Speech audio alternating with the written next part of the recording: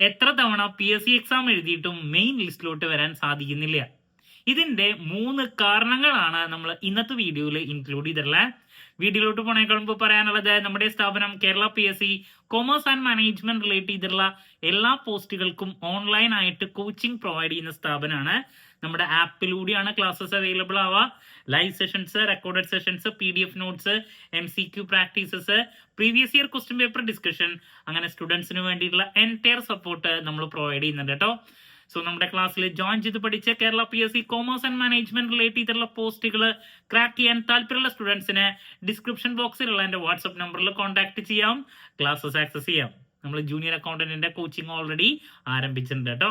Okay, അപ്പൊ നമുക്ക് വീഡിയോയിലോട്ട് കിടക്കാം. സോ ഇതിൽ ആദ്യത്തെ കാരണമായിട്ട് പറയാനുള്ളത് കൺസിസ്റ്റൻസി ഇല്ലായ്മയാണ്.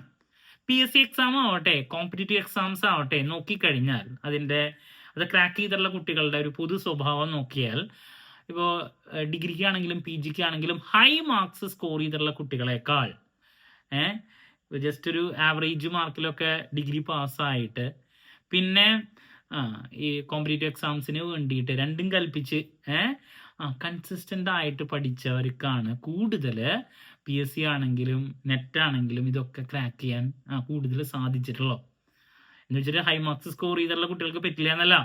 ഇതിൻ്റെ ഒരു റീസൺ നോക്കുമ്പോൾ നമുക്ക് മനസ്സിലാക്കാൻ സാധിക്കുന്നത്, ഇപ്പോൾ യൂണിവേഴ്സിറ്റി എക്സാംസ് ഒക്കെ നമുക്ക് 2 ആഴ്ച മുമ്പോ 3 ആഴ്ച മുമ്പോ പ്രീവിയസ് ഇയർ ക്വസ്റ്റ്യൻ പേപ്പേഴ്സ് ഒരു 4-5 നോക്കിയാൽ ഏതൊക്കെ ചോദ്യങ്ങൾ വരാൻ സാധ്യതയുണ്ടെന്ന് അറിയാം. അതിൻ്റെ ബേസിൽ നന്നായിട്ട് പഠിക്കാൻ കാലിബറുള്ള കുട്ടികൾക്ക് ഒന്ന് നോക്കി പഠിച്ചു പോയാൽ 90% ഒക്കെ ഈസി ആയിട്ട് കിട്ടും. ഡിഗ്രി ആണെങ്കിലും PG ആണെങ്കിലും, കാലിക്കറ്റ് യൂണിവേഴ്സിറ്റി ആവട്ടെ, കേരളത്തിലുള്ള ഏത് യൂണിവേഴ്സിറ്റി ആവട്ടെ, ബിക്കോസ് യൂണിവേഴ്സിറ്റി എക്സാമിൻ്റെ ഒരു രീതി അതാണ്. ആ സെയിം അപ്രോച്ച് കോമ്പറ്റേറ്റീവ് എക്സാംസിൽ അപ്ലൈ ചെയ്താൽ നമുക്ക് ക്രാക്ക് ചെയ്യാൻ പറ്റില്ല. ഇവിടെ നോട്ടിഫിക്കേഷൻ വന്ന് യൂഷ്വലി 6 മാസത്തിനും 1 വർഷത്തിനും ഇടയിലാണ് എക്സാം നടക്കാറ്. അപ്പോൾ കോമ്പറ്റേറ്റീവ് എക്സാംസ് ക്രാക്ക് ചെയ്യണമെങ്കിലും നമുക്ക് വളരെ പീസ്ഫുൾ ആയിരിക്കണം എക്സാം എഴുതുന്ന സമയത്ത് നമ്മുടെ ഒരു മൈൻഡ് എന്ന് പറയണത്. ആ കൂടിയിട്ട് നമുക്ക് 100 ചോദ്യങ്ങളാണ് അറ്റൻഡ് ചെയ്യേണ്ടത്. ഇൻ ടൈമിൽ നമ്മളുടെ മൈൻഡ് സൂപ്പർ ക്ലീൻ ആയിട്ടിരിക്കണം. അതിന് നമ്മുടെ പ്രിപ്പറേഷൻ സ്റ്റൈല് ഞാൻ നേരത്തെ പറഞ്ഞ പോലെ കൺസിസ്റ്റൻ്റ് ആയിട്ട് പോകണം എന്നുള്ളതാണ്. കൺസിസ്റ്റൻ്റ് ആയിട്ട് പഠിച്ചാലുള്ള ഗുണം എന്താ? ഡെയിലി കുറച്ച് സമയം ഇതിന് മാറ്റി വെച്ചാൽ മതി. നമ്മൾ വല്ലാണ്ട് കോംപ്ലക്സ് ആയിട്ടുള്ളൊരു കാര്യമാണ് ചെയ്യണമെന്നുള്ളത് നമ്മുടെ തലയിലേക്ക് പോകണ്ട. ഡെയിലി സിലബസ് ഫോക്കസ് ചെയ്ത് ഡെയിലി കുറച്ച് സമയം, ഇപ്പോൾ ആദ്യം അരമണിക്കൂർ വെച്ച് സ്റ്റാർട്ട് ചെയ്യണു, പിന്നെ 1 മണിക്കൂർ ആവട്ടെ, 1.5 മണിക്കൂർ, ദാറ്റ്സ് ഇനഫ്. അത് പക്ഷേ നമ്മൾ ഡെയിലി ചെയ്യുക എന്നുള്ളതാണ്. ഞാനിപ്പോൾ ഡെയിലി MCQ പ്രാക്ടീസിന് വേണ്ടിയിട്ട് വീഡിയോസ് അപ്ലോഡ് ചെയ്യുന്നുണ്ട് ചാനലിൽ. എന്തിനു വേണ്ടിയിട്ടാണ്? നിങ്ങൾക്ക് സബ്ജക്റ്റായിട്ടൊരു ടച്ച് വരാൻ വേണ്ടിയിട്ടാണ്. അങ്ങനെ ആകുമ്പോഴാണ് അവിടെ റിവിഷൻ സംഭവിക്കുന്നത്, സബ്ജക്ട് നോളജ് നന്നായിട്ട് വരുന്നത്. അതല്ലാണ്ട് നേരത്തെ യൂണിവേഴ്സിറ്റി എക്സാമിൽ സ്മാർട്ട് സ്റ്റഡി അപ്രോച്ചാണ് നമ്മൾ നടത്തുന്നത്. ചിലപ്പോൾ ടോട്ടൽ 5 മൊഡ്യൂൾ അവിടെ ഉണ്ടെങ്കിലും അതിൽ ചിലപ്പോൾ 30% ഏരിയയിൽ നിന്നായിരിക്കും മെജോറിറ്റി ചോദ്യങ്ങൾ വരാം. അപ്പോൾ അത് മാത്രം കൂടുതൽ ഫോക്കസ് ചെയ്ത് പോയിട്ടായിരിക്കും ഈ മാർക്സ് സ്കോർ ചെയ്തിട്ടുണ്ടാവാം. ആ ഒരു അപ്രോച്ച് ഇവിടെ നടക്കില്ല. അപ്പോൾ അതുകൊണ്ടാണ് നിങ്ങൾക്ക് ഏറ്റവും വേണ്ട ഒരു ക്വാളിറ്റി എന്ന് പറയുന്നത് കൺസിസ്റ്റൻസിയാണ്. അതില്ലാണ്ടാവുമ്പോഴാണ് കോമ്പറ്റേറ്റീവ് എക്സാംസ് നമ്മുടെ കയ്യിൽ നിന്ന് പോകുന്നത്. സോ ഇതാണ് ആദ്യത്തെ പോയിന്റ് ആയിട്ട് പറയാനുള്ളത്. ഇതിൽ രണ്ടാമത്തെ കാരണമായിട്ട് പറയാനുള്ളത്, ഇപ്പോഴും ട്രഡീഷണൽ ആയിട്ടുള്ള സ്റ്റൈലിൽ പ്രിപ്പറേഷൻസ് നടത്തി പോകുന്നതാണ്. അപ്പോൾ PSC എന്ന് കേൾക്കുമ്പോൾ പലരും ആദ്യം മനസ്സിൽ വരുന്നത് ജനറൽ നോളജ്, കറണ്ട് അഫയേഴ്സ്, അല്ലെങ്കിൽ കമ്പ്യൂട്ടർ നോളജ്, ഇങ്ങനെയുള്ള കാര്യങ്ങളൊക്കെ ഏതെങ്കിലും റാങ്ക് ഫയൽ മേടിച്ച് അതിലുള്ള MCQs പ്രാക്ടീസ് ചെയ്ത് അല്ലെങ്കിൽ അതിൻ്റെ അതേ സ്റ്റൈലിൽ പ്രിപ്പയർ ചെയ്ത് എക്സാം ക്രാക്ക് ചെയ്യാൻ പറ്റുന്ന, അതാണ് മനസ്സിൽ ഇപ്പോഴും. ആദ്യമായിട്ട് PSC എക്സാം എഴുതാൻ പോകുന്ന കുട്ടികളുടെ മനസ്സിലാണെങ്കിലും അല്ലെങ്കിൽ കുറേ പ്രാവശ്യം എഴുതിയിട്ടുള്ള ആൾക്കാരാണെങ്കിലും ചെയ്യുന്നൊരു തെറ്റാണിത്. അതിൻ്റെ കാലം മാറി. അല്ലെങ്കിൽ അത് മിക്കതും ഏറ്റവും സാധാരണ ലെവലിലുള്ള ജോലികൾക്കൊക്കെ ആയിരിക്കാം, അല്ലെങ്കിൽ പ്രിലിംസ് എഴുതാൻ പോകുമ്പോഴൊക്കെ ആയിരിക്കാം ഈ പറയുന്ന രീതിയിലുള്ള പ്രിപ്പറേഷൻ. എന്ന് വെച്ചിട്ടുണ്ടെങ്കിൽ കേരളത്തിൽ എത്ര നദികളുണ്ട്, എത്ര സ്റ്റേറ്റ് ഉണ്ട് എന്നുള്ള ടൈപ്പ്, അല്ലെങ്കിൽ ഡിറക്റ്റ് ചോദ്യങ്ങളുടെ ഒരു രീതി എന്ന് പറയില്ല നമ്മൾ. അതാണ് ട്രഡീഷണൽ സ്റ്റൈല്. ഇവിടെ അതല്ല. ഇപ്പോൾ നമ്മുടെ സ്ഥാപനം കൊമേഴ്സ് ആൻഡ് മാനേജ്മെന്റ് റിലേറ്റ് ചെയ്തിട്ടുള്ള പോസ്റ്റുകളാണ്, സബ്ജക്റ്റ് റിലേറ്റ് ചെയ്തിട്ടുള്ള പോസ്റ്റുകൾക്കാണ് കോച്ചിങ് പ്രൊവൈഡ് ചെയ്യുന്നത്. അപ്പോൾ ഇവിടുത്തെ പ്രത്യേകത കാലഘട്ടം മാറി വന്നപ്പോൾ ഈ ഡിറക്റ്റ് ചോദ്യങ്ങൾ എന്ന് പറയുന്നത് വളരെ കുറഞ്ഞു. നമുക്ക് സബ്ജക്ട് നോളജ് ഉണ്ടോ എന്നുള്ളതാണ് ഇപ്പോൾ കോമ്പറ്റീഷൻ കൂടി വന്നപ്പോൾ അവർ ഫോക്കസ് ചെയ്യുന്നത്. അങ്ങനെയുള്ള ചോദ്യങ്ങളാണ് ഇടുന്നത്. എന്ന് വെച്ചിട്ടുണ്ടെങ്കിൽ സ്റ്റേറ്റ്മെന്റ് ബേസ് ചെയ്തുള്ള ചോദ്യങ്ങൾ. സ്റ്റേറ്റ്മെന്റ് ബേസ് ചെയ്തുള്ള ചോദ്യങ്ങളുടെ പ്രത്യേകത എന്ന് പറഞ്ഞിട്ടുണ്ടെങ്കിൽ ഒരു കുട്ടിക്ക് ആ സബ്ജക്റ്റിനെ പറ്റിയിട്ട് വ്യക്തമായിട്ടുള്ള ധാരണ ഉണ്ടെങ്കിൽ മാത്രമേ ആൻസർ ചെയ്യാൻ പറ്റുള്ളൂ. അപ്പോൾ കൺസെപ്ച്വലൈസ് ചെയ്ത് പഠിക്കണം, ഞാൻ എപ്പോഴും പറയും. അപ്പോൾ അങ്ങനെ കൺസെപ്ച്വൽ ക്ലാരിറ്റി കിട്ടണമെങ്കിൽ അവിടെ എന്താ വേണ്ടേ? ആ ഒരു സബ്ജക്റ്റിനെ ഡെപ്തിൽ നിങ്ങൾക്ക് മനസ്സിലാക്കാൻ സാധിക്കണം. സോ ട്രഡീഷണൽ ആയിട്ടുള്ള റാങ്ക് ഫയൽ പഠിത്തം, അല്ലെങ്കിൽ കുറേ MCQs വെറുതെ ഒരു ചോദ്യം 4 ഓപ്ഷൻ ഡിറക്റ്റ് ചോദ്യങ്ങൾ അങ്ങനെ പഠിച്ചു പോയാൽ നിങ്ങൾക്ക്, അതാണ് ട്രഡീഷണൽ സ്റ്റൈൽ എന്ന് പറയുന്നത്, ഈ ഒരു എക്സാം ക്രാക്ക് ചെയ്യാൻ സാധിക്കില്ല. ഇവിടെ നിങ്ങളുടെ ഭാഗത്തു നിന്നുള്ള പ്രിപ്പറേഷൻസ് നന്നായിട്ട് വേണം. സബ്ജക്റ്റ് എന്താണെന്നുള്ളത് ഡെപ്തിൽ മനസ്സിലാക്കണം. ഏത് രീതിയിലുള്ള അപ്പോൾ ഒരു ചോദ്യം ഇട്ടാലും നിങ്ങൾക്ക് ആൻസർ ചെയ്യാൻ പറ്റണം.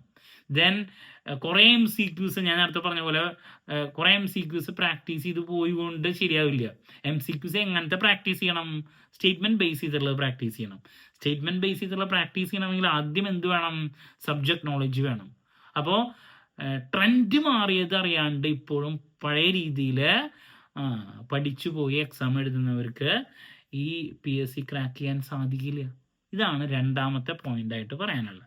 മൂന്നാമതായിട്ട് പറയാനുള്ളത്, ഏത് PSC എക്സാം അതിൽ എലിജിബിൾ ആണെന്ന് കണ്ടാലും അതിനൊക്കെ അപ്ലൈ ചെയ്ത് എല്ലാ PSCക്കും പോയി എക്സാം എഴുതുന്ന ഒരു പ്രവണത. ഇങ്ങനെയുള്ള ആൾക്കാർക്ക് ഒന്നും ക്രാക്ക് ചെയ്യാൻ പറ്റില്ല. എന്ന് വെച്ചിട്ടുണ്ടെങ്കിൽ കണ്ണടച്ചിട്ട് മാങ്ങാമിക്ക് കല്ലെറിയാന്ന് പറയില്ലേ, ചിലത് വീണാലായി എന്ന് വെച്ചിട്ടാണ് ഇവർ എറിയുന്നത്. ബട്ട് ഇതിനുള്ള സാധ്യത വളരെ കുറവാണ്. ഇതുകൊണ്ട് നിങ്ങൾ മടുത്തു പോവുള്ളൂ. നിങ്ങൾക്ക് വ്യക്തമായിട്ടുള്ള ഒരു എയിം ഉണ്ടായിരിക്കണം. ഇപ്പോൾ നിങ്ങളുടെ ക്വാളിഫിക്കേഷൻ ഡിഗ്രിയാണ്, നിങ്ങൾക്ക് ആ ഡിഗ്രി ബേസ് ചെയ്തുള്ള എല്ലാ എക്സാംസും എഴുതാൻ പറ്റും. ശരി, നിങ്ങൾക്ക് ഈ പറയുന്ന ജനറൽ ആയിട്ടുള്ള PSC പോസ്റ്റുകൾ എഴുതിയിട്ട് അത് ക്രാക്ക് ചെയ്യാൻ താല്പര്യം ഉണ്ടെങ്കിൽ അതിൻ്റെ സിലബസ് വെച്ച് പ്രിപ്പയർ ചെയ്യുക. അതിലോട്ട് നന്നായിട്ട് ഫോക്കസ് കൊടുക്കുക. ഇപ്പോൾ ജനറൽ നോളജ് ആവട്ടെ, കറണ്ട് അഫയേഴ്സ് ആവട്ടെ, ഇതിലോട്ട് നന്നായിട്ട് പഠിച്ചിറങ്ങാം. അതല്ല നിങ്ങൾക്ക് നിങ്ങൾ പഠിച്ചിട്ടുള്ള ക്വാളിഫിക്കേഷൻ ബേസ് ചെയ്തിട്ടുള്ള ജോലികളാണ് വേണ്ടതെങ്കിൽ, ഇപ്പം അക്കൗണ്ടൻ്റ് ആവട്ടെ, അല്ലെങ്കിൽ ടാക്സ് ഓഫീസറിൻ്റെ പോസ്റ്റ് ഇനി നെക്സ്റ്റ് വരുന്നുണ്ട്, സ്റ്റേറ്റ് ടാക്സ് ഓഫീസർ, അല്ലെങ്കിൽ കോളേജ് പ്രൊഫസർ ആവാൻ വേണ്ടിയിട്ടാണ് നിങ്ങൾ ആഗ്രഹിക്കുന്നത് എങ്കിൽ അതിനെ റിലേറ്റ് ചെയ്തിട്ടുള്ള പോസ്റ്റുകളിലോട്ട് കൂടുതൽ ഫോക്കസ് കൊടുക്കുക. നിങ്ങൾ പഠിച്ചിട്ടുള്ള ആ സബ്ജക്റ്റ് ഇല്ലേ, അത് നന്നായിട്ട് പഠിക്കാൻ ശ്രമിക്കുക. അങ്ങനെയാകുമ്പോൾ നിങ്ങൾക്ക് ഒരു കോൺഫിഡൻസ് വരും. നിങ്ങൾ ഒരു പ്രാവശ്യം ഇപ്പോൾ ഒരു എക്സാം എഴുതി ചിലപ്പോൾ കിട്ടിയില്ല, ഓക്കെ, അടുത്ത പ്രാവശ്യം എഴുതുമ്പോൾ ചിലപ്പോൾ നിങ്ങൾക്ക് കാര്യം പിടികിട്ടി. അതിനെ റിലേറ്റ് ചെയ്തിട്ടുള്ള ആ സിലബസ് റിലേറ്റ് ചെയ്തിട്ടുള്ള വീണ്ടും വേറൊരു ടൈപ്പ് പോസ്റ്റ്, ഇപ്പോൾ ജൂനിയർ അക്കൗണ്ടന്റ് വന്നു, അസിസ്റ്റന്റ് വന്നു, ഇതൊക്കെ ഏകദേശം സിമിലർ സിലബസാണ്.